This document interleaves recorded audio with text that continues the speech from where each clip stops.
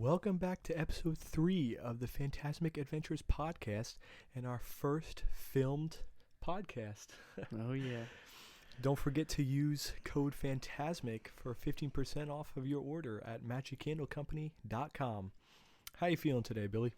I'm really excited because we have some pretty exciting news. We've officially launched our travel business, 626 Adventures, on our website, 626adventures.com. You can find our podcast links, our socials, as well as book travel through our website. You are also able to see our recipes of the day and news updates mostly daily. And if you have any questions, you can always email us at travel@626adventures.com. Alrighty. Today we're going to talk about some park news. First example is the Seven Dwarfs Mine Train is set to continue offering individual lightning lanes once Tron opens up. How do you feel about this one? It's interesting because I'm sure everyone's going to have mixed emotions about the individual lightning lane. I could see it being beneficial. Reduce the, I guess, quote-unquote, wait times. But at the end of the day, those rope drops are really what kill you. Those rope drops can make that time go from 0 to 100 real quick. Oh, man. Other than that, though, I really do feel it'll be beneficial to those people that, just are single riders and maybe their family doesn't want to join them or they're just trying to do a ride while they're waiting for I feel like they should anything, have really. I feel like they should have a single rider line on Seven Dwarfs Mine Train anyway. Yeah. Yeah, they have it at most of the big rides around the other parks. But they don't have it for Seven Dwarfs Mine Train for some reason. But I usually use individual lightning lanes because it does save time. Like Pandora, must. That's a must. Rises Resistance, absolute must. Yeah. And especially when Remy's Ratatouille Adventure just opened, that was an absolute must. And Guardians of the Galaxy is a must. That's a big must. But one I haven't done was Seven Dwarfs Mine Train because I usually, like you were saying, rope drop right to Seven Dwarfs Mine Train. But the last time we tried to go on it was a train wreck. We were looking at already said 90-minute wait time. We get online, we're waiting there, and once the 1.5, 2 hour wait time comes up, we're like, why are we waiting so long? Like it said 90 minutes. And we weren't even close to the ride. We finally get there at the 3 hour point, and we see that the cast member that's doing the lightning lane line is just letting everyone in, and she wasn't trickling it in like she's supposed to, and it was just causing everybody to be stuck in line, and we're like, are you kidding me? Like, the line said 90 minutes, and you're just letting everyone in, and you made us wait 3 hours for a ride that was supposed to be 90 minutes. Yeah, that's crazy. And I don't know. Usually, in my opinion, the lightning lanes are worth it, but for Seven Dwarfs Mine Train, if you can rope drop it, you should be fine. Alrighty. Well, let me ask you this: what are your thoughts on a villain land in Magic Kingdom? It's a tough subject for me. In my opinion, I feel like that it should be a full villains park, not just another land in Magic Kingdom. I can see where it can fit Magic Kingdom a little bit, like around the Fantasyland. But from what I was seeing, they were planning on building it behind Frontierland, which doesn't make really much sense to me. And if you think about it, the castle is the big staple of Magic Kingdom, and it's just not going to be that memorable if there's not a staple for Villains Land. It should have been a full-blown park just dedicated to villains, fog everywhere, and just imagine the rides and the dining locations that they have there. They could have made so much more money building another park as well as reduce crowds, because Magic Kingdom every day is one of the most crowded parks. Yeah. There's already a vast selection of rides at Magic Kingdom, and there could be a different park with other rides. I mean, I agree with you. There's some days that lines are so long and you can't even get on every ride in Magic Kingdom to this day. I can't even imagine Exactly. adding villains to Magic Kingdom. It would make it even worse. Twice as long. Yeah. And if you think about it, most people that are booking their trips can't get a second day at Magic Kingdom, and they already can't finish a full day of Magic Kingdom in their one day. They can, but it's hard with the crowds. Exactly. Yeah, it's crazy. It really is. Well, other than that, I really feel like park would have been more beneficial for travelers and for Disney as a whole because they could have made a lot more money. But it Yeah. at least we're getting something, you know. Exactly. At least it's something 'Cause new and you exciting. can never complain about something new. Absolutely. There's new Disney 100 merchandise at Epcot. All of the Disney 100 merchandise that I've seen, I've loved. Like I love the whole theme that's going on with the 100-year anniversary. Yeah. I agree that the platinum looks incredible. And like it really the does. purple. The purple, yeah. Well, As you can tell, we as you can tried to. tell. We really liked it so much. We planned most of our setup right now as the 100-year anniversary. It really goes with what's going on there. Yeah. And there's not much to say besides that. There's just like the merchandise for Disney 100 is just perfect as it is. Exactly. All right. Well, moving along to Disney Springs, there's a new restaurant to open up in late 2023. It's called the Summer House on Lake. It embodies a breezy beach house vibe featuring 3 expansive outdoor patios with a beautiful lake view. Guests will be able to enjoy California-inspired menu featuring simple, sustainable ingredients from pizza to pastas to freshly made salads and fresh sandwiches. So it's probably an Italian-based themed restaurant. I'm assuming. I wonder where it's going to be located. If it's going to be a lake view, is it going to be near Boathouse around that area? Yeah, probably, honestly. Yeah. Yeah, I can't wait till we see the menu of that. I love Italian food, especially down at Disney. I'm excited to see where they actually end up putting it, honestly. Maybe they're going to have the new best pizza around Disney. Ooh. All right, all right. In other news, Happily Ever After is coming back to Magic Kingdom April 3rd. That is coming up quick. In my opinion, Happily Ever After is fantastic. I would say a little bit better than Enchanted. Really? I will say because I love how they made Enchanted, like with the newer films. They based it around that, and just the spectacular was amazing. But Happily Ever After is just a classic. I've seen that ever since I was a kid. Yeah. Ever since I was a kid, it's always memorable seeing those fireworks, and it's just going to be great for people to see this who haven't seen it yet. Absolutely. I'm sure that those families that have been since years and years and years ago when it was Happily Ever After, it just leaves, it's a special place in their heart, Of course. And so when they saw the new one come for the 50th anniversary, everyone loved it, don't get me wrong, but there's always just going to be that one special place in the heart for the true original fireworks show. Yeah, I'm right there with them. Yeah, I agree. But I don't know if you saw online, but they're giving a sneak peek of possibly having more video down Main Street. Did you see that? Oh, I did not see that. Yeah, that looks pretty cool. Like they're projecting it like down the side of the down buildings. the buildings. Wow, Yeah, that's gonna be like on 4th of July and New Year's. They have like the 360 fireworks, like fireworks everywhere. So I wonder if they're gonna be doing something like that, like fireworks more than just behind the castle. If they're going to do it all around year round. That would be awesome.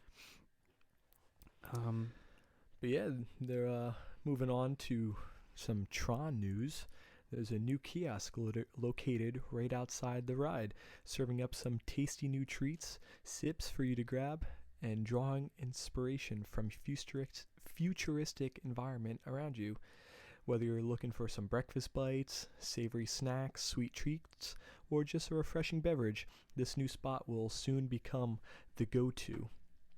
Some of the menu items include chocolate cake donut holes. Oh my God. It does sound pretty good, I'm not going to lie. That's a great pick-me-up for the morning.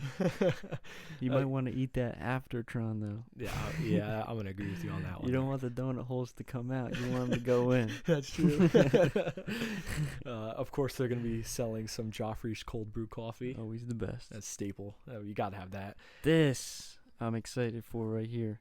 Yeah, this is going to be interesting. This is more geared towards like lunch, I'm assuming. They're calling it the digital dumplings, and they have 2 flavors, buffalo chicken and beef and broccoli. Dude, that's crazy. Bro, I got to try that buffalo chicken. The buffalo chicken one's going to be crazy. Yeah, you can't sleep on the beef and broccoli. The beef either. and broccoli is going to be amazing. That's my go-to Chinese takeout meal. And of course, they're also going to be selling some tasty drinks as well. They got it called strawberry isofoam. It's an interesting name, I'm not going to lie. Was there any pictures of that online? Did you see? Oh, absolutely. There's pictures of all of them. We can post to our website. On our website. Absolutely. And as well as a frozen watermelon refresher. Dude, watermelon drinks are top tier. Watermelon is just so refreshing. Yeah, the watermelon High Rocks. Yeah. They have that down in Disney World. I forget exactly where it is. I know it's in Epcot, but that drink is so good. Especially on like those hot days, you're just walking around the park, man. Oh, that watermelon refresher is going to hit the spot. All right, we're going to talk about some Disney Cruise Line news. This is the first news that we have about the Disney Cruise Line on our podcast. But the Disney Cruise Line will welcome guests to Lighthouse Point for the first time ever in summer 2024. This one-of-a-kind island destination will be a unique celebration of bohemian culture, brought to life with the quality and service of a Disney vacation, which anything that you do Disney is fully like all out. Amazing. Yeah. So I can only imagine what that's going to be like. And they're also hosting Vacation Club specific cruises. That if you have the Vacation Club, you can have like specific cruises towards your Vacation Club membership. So for example, in May 2024, Disney Vacation Club members can enjoy a 7-night Mediterranean cruise on the Disney Dream departing from Barcelona, Spain. The full itinerary includes May 18th, you're at Barcelona, Spain. Then on May 19th, you're at sea, and you can take part in whatever the Disney Magic offers. May 20th, you're in Naples, Italy. May 21st, you're in Rome. May 22nd, you're in Florence, Italy. May 23rd, you're in Monte Carlo, France. And May 25th, you're back to Barcelona, Spain. That sounds incredible. I'll tell you one thing. I've only been on one cruise in my life, and it wasn't a Disney cruise, and it was phenomenal. Yeah. So I can only imagine how magical this cruise is going to be. Me and Brielle were actually watching the Disney Cruise special on the Disney Wish yesterday, and just the amount of work that they put into building that cruise ship. Like they have Rapunzel on the back, like a huge replica of Rapunzel swinging by her hair off the back of the cruise ship, and it's just crazy the amount of theming that they put into everything they do. Yeah, honestly, they just go above and beyond. Another offering that they're going to include with DVC members is for June 2024, DVC members can visit Lighthouse Point twice and Castaway Cay during a 5-night cruise on Disney Magic departing from Fort Lauderdale, Florida. And that itinerary includes June 14th, you're going to be at the port at Fort Lauderdale. June 15th, you arrive at Lighthouse Point. June 16th, you're going to be at Disney's Castaway Cay. And then June 17th, you're going to be back at Lighthouse Point. June 18th, you're at sea, and you can do whatever the cruise ship has to offer. And June 19th, you're back at Fort Lauderdale. Disney's own island. My coworker Kevin was actually there not too long ago, and he was showing me videos that he took, and they like sink items under the seas for when you're scuba diving. You can go around and swim through and check out what they put down in the ocean. Two of the things that I saw that he showed me were they had a full-blown shipwreck under the sea that you can swim around, swim through, see all the fish going through it, seeing the habitats they created in that shipwreck. And they also have a ginormous sculpture of Prince Eric under the water. And it was actually funny. He had a photo. He was swimming, scuba diving with his GoPro, and there was a lady sitting on the top of Prince Eric's head, just like chilling there. That's crazy. And he was like dying. Like, I was like, so funny, bro. It's just crazy that like Disney has their own island in the Bahamas.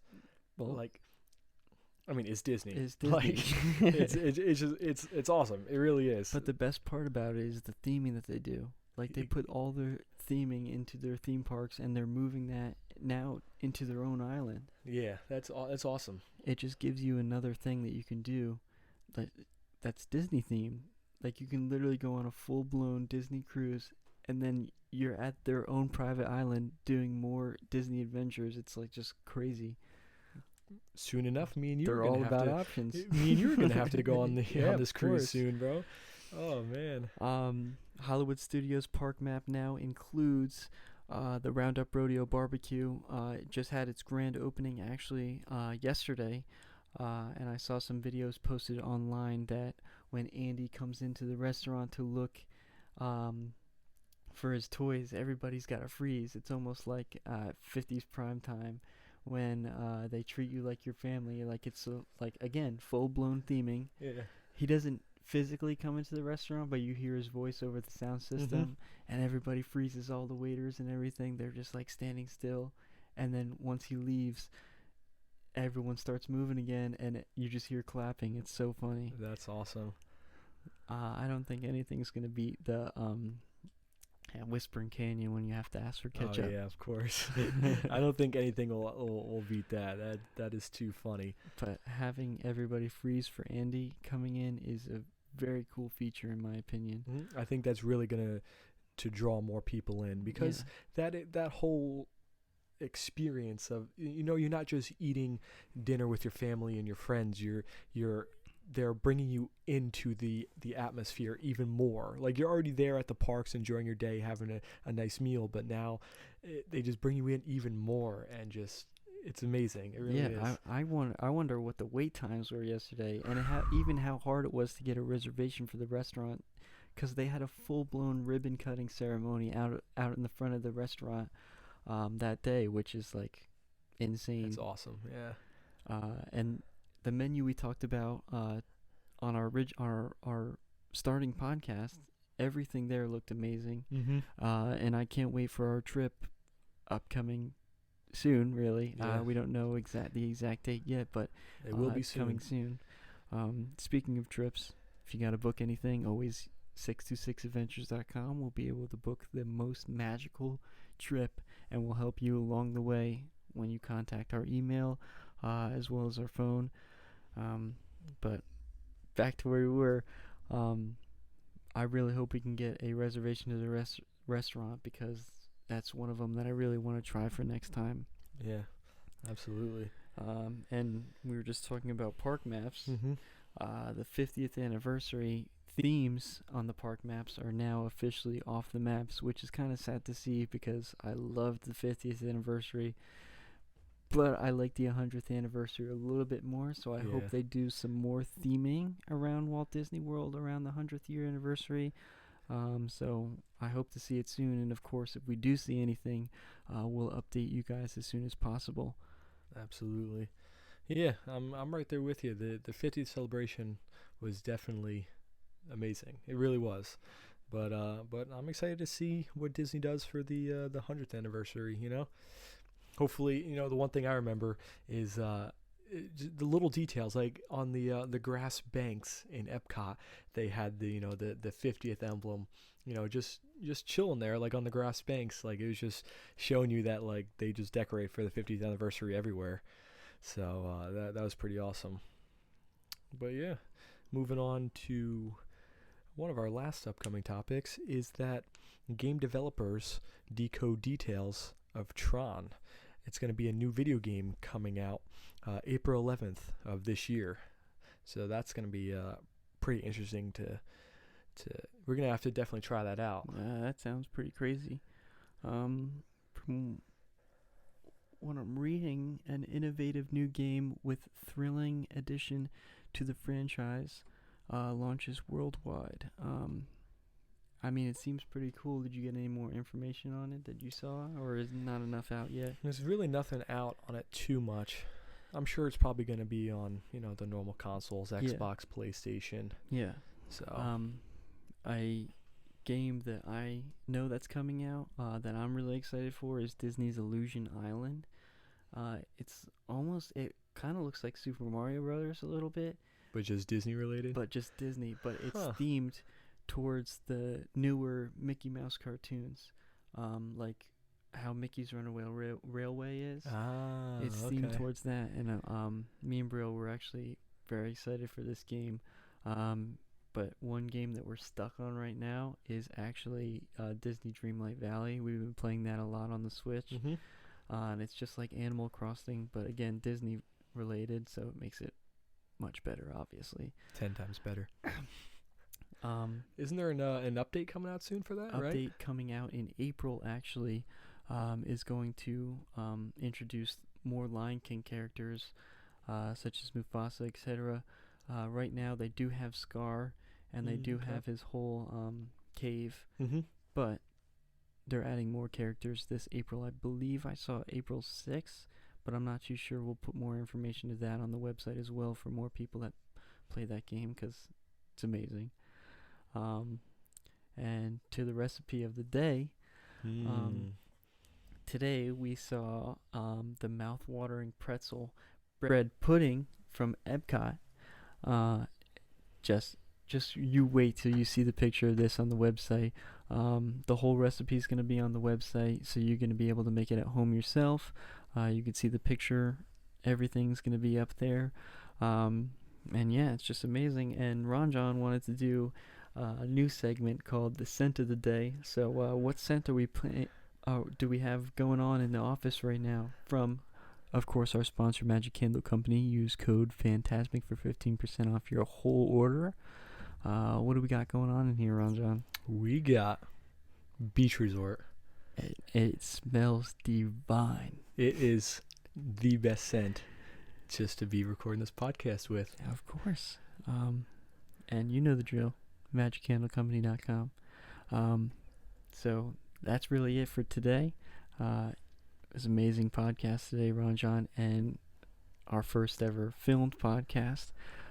So don't forget to subscribe to our YouTube, Fantasmic Adventures, and also don't forget to head to 626adventures.com to get all your Disney news as well as Disney travel, and that's where you'll be able to see the recipe of the day. Other than that, it's been a lovely podcast.